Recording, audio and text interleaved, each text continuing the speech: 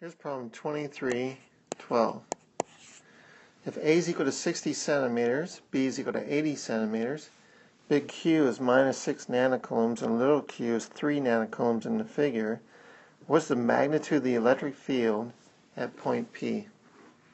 We want to approach this as a vector problem, but we want to superimpose it as two individual problems, the electric fields due to big Q and due to little q separately. So let's do that. So we have big Q over here. It's a negative charge, I'm sorry. So let's put that in there as a negative charge. And if we were to consider point P over here, then as a negative charge there would be a electric field going into big Q like this. Let's call that E1, headed in that direction at some angle theta here.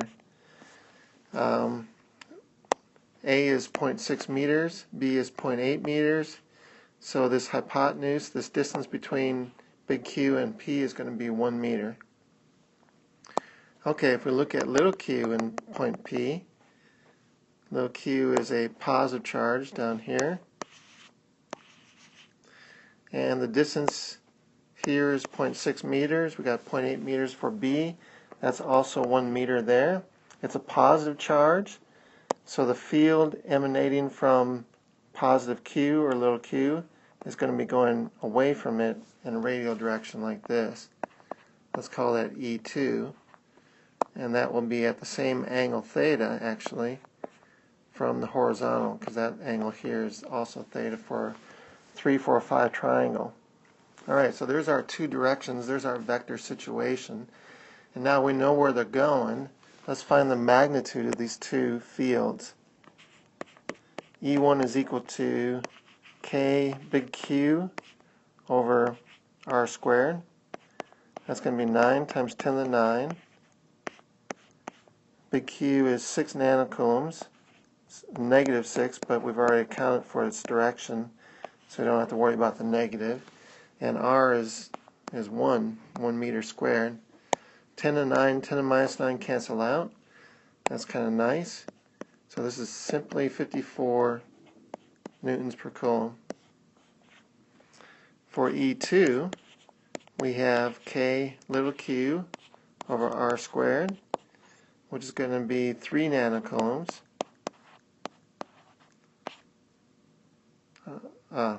times 9 times 10 to the 9 for K. Kind of did it in reverse here. Over 1 meter squared. The 10 to the 9 and 10 to the minus 9s cancel out, and this is going to be equal to 27 newtons per coulomb. Alright, so there's the magnitude of our two fields. We want to break them up into components. So if I look at E1, it's got a negative x component and a positive y component.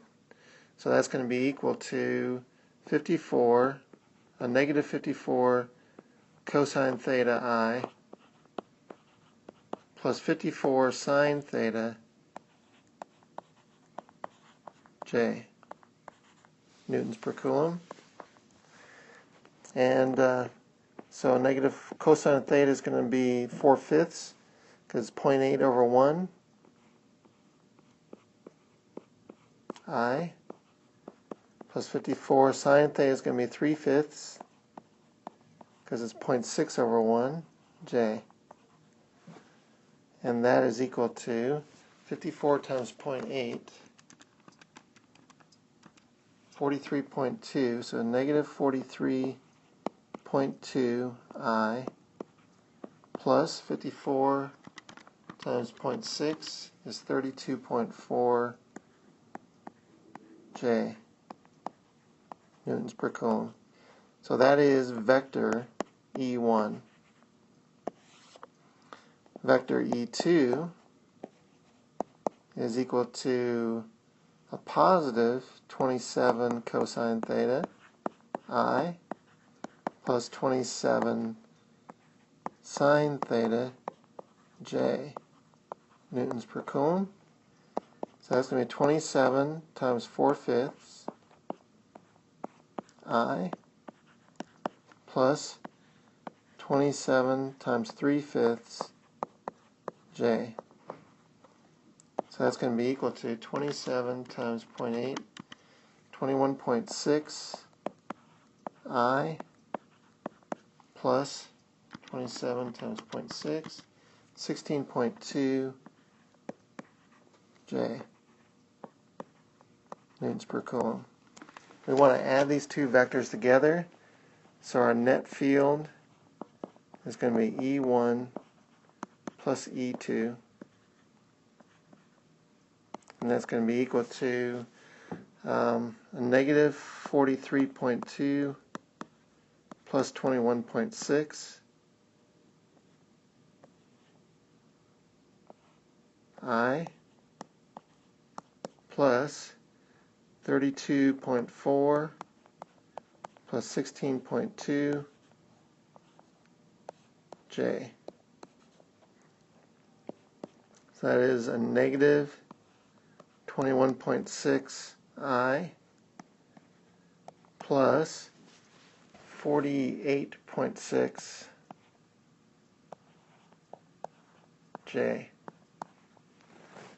Sounds good?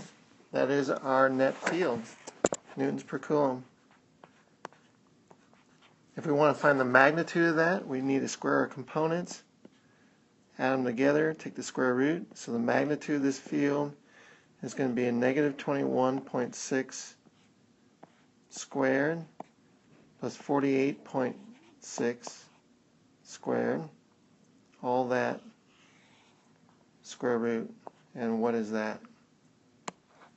53.2 newtons per coulomb. So that is the magnitude of our net field at point P, 53.2 newtons per coulomb. That's our answer.